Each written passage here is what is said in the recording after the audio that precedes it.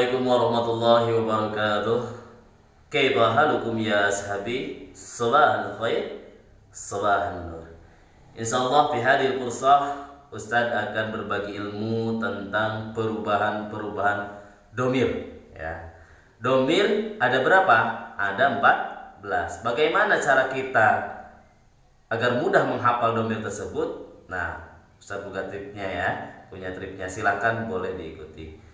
Huwa huma artinya dia, huwa untuk satu lelaki, huma untuk dua lelaki, hum untuk mereka lelaki, hiya huma artinya dia, hiya untuk satu wanita, huma untuk dua wanita, huna untuk mereka wanita, anta antuma artinya kamu, anta untuk satu lelaki, antuma untuk dua lelaki, antum untuk kalian lelaki, anti antuma artinya kamu, anti untuk satu wanita, antuma untuk dua wanita,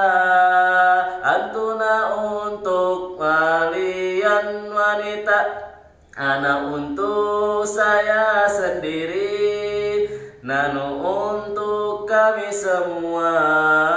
Bukan itu saja domir dan artinya, domir dan artinya. Nanti antum bisa mengikuti ya, supaya gimana, supaya kita itu mudah menghafalkan domir tersebut. Boleh dengan berbagai cara, salah satunya caranya seperti yang Ustadz contohkan tadi. Nah, cuman pada kesempatan ini insyaallah Ustadz akan menggunakan 6 kata domir ya, yaitu ana, anta, anti, huwa, hiya, nahnu. Kenapa menggunakan yang 6 tersebut sedangkan isim domir itu ada 14? Karena itu yang sering keluar di dalam percakapan bahasa Arab. Ana artinya saya, anta artinya kamu, anti artinya kamu untuk perempuan, huwa artinya dia untuk laki-laki, hiya dia untuk perempuan, nahnu untuk kita semua.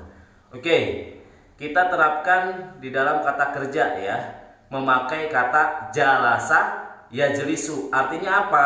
Jalasa yajlisu artinya duduk. Nah, kita pakai kata jalasa dulu ya. Ketika jalasa ini diterapkan di dalam domir, gimana? Nah, kita harus tahu dulu bagaimana cara menghafal tasrif fi'il madi. Ustaz akan kasih contoh lagi ya. Jalasa, jalasa, jalasu, jalasat, jalasata, jalasna, jalasta, jalastuma, jalastum, jalasti, jalastuma, jalastunna, jalastu, jalasna, jalastu, jalasna. Nah, bagaimana ketika kita terapkan dengan domir ana dari kata jalasa? Nah, jalasa ini berubah harkat akhirnya yang di atas sin itu jadi sukun, yang tadinya patah. Jadi jalas tu ya, ditambahin tak tanis. Jadi jalas tu artinya apa? Saya telah duduk, karena fi'il madi itu kata kerja artinya berbentuk lampau. Jadi ketika saya telah duduk di atas kursi, kalimat bahasa Arabnya itu yaitu jalastu alal kursi. Tapi kalau kita rubah jalasa ini ke domir anta gimana? Tinggal kita tambahkan di kalimat akhirnya atau di kata akhirnya itu ta ya. Jadi jalas ta. Jalas ta alal kursi, apakah kamu sudah duduk di atas kursi? Kalau tadi saya sudah duduk di atas kursi, jalas tu alal kursi.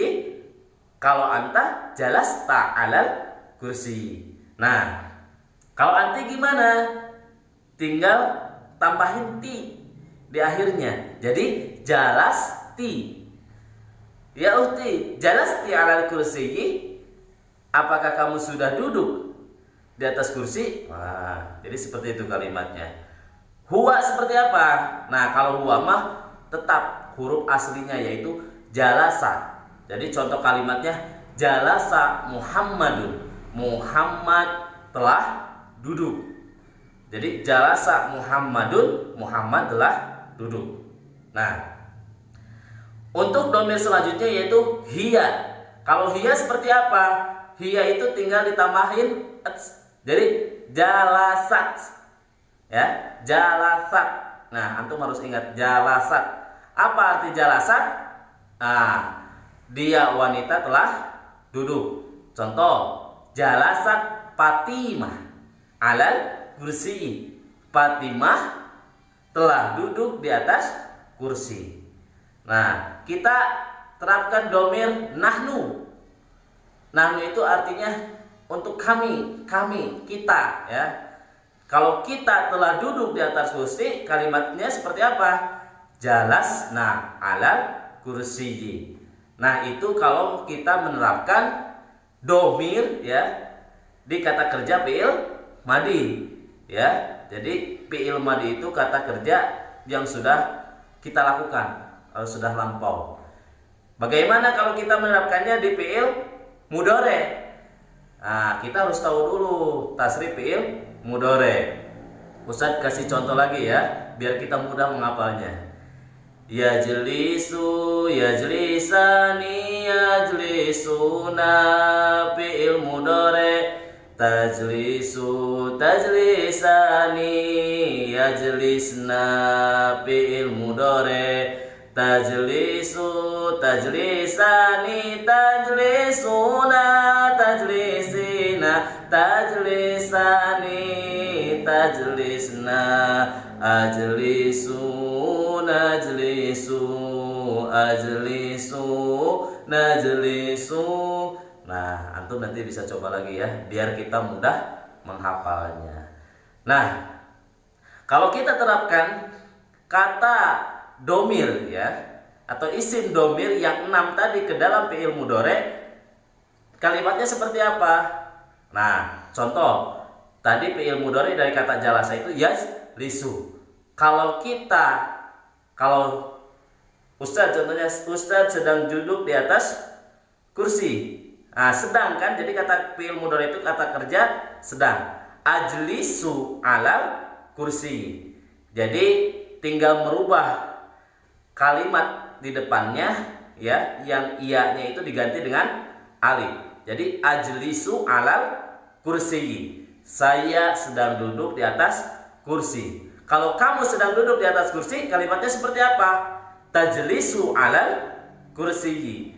Kamu sedang duduk di atas kursi. Iya-nya diganti dengan huruf ta, ya. Nah, kalau anti, gimana kalimatnya? Tajlisina alal kursi. Tinggal nambahin ta, ya. Iya diganti dengan ta dan ditambahin huruf iya.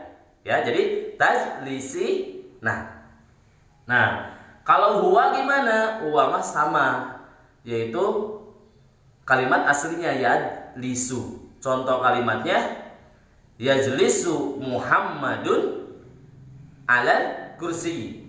Muhammad sedang duduk di atas kursi. Itu kalau kita pakai domir huwa. Kalau pakai domir hiya gimana? Iya mah tinggal dirubah iya-nya, ya, pakai ta, tajlisu. Nah, bedanya apa dengan domir anta, ya? Kalau domir hiya ini biasanya membutuhkan orang, pelaku, ya.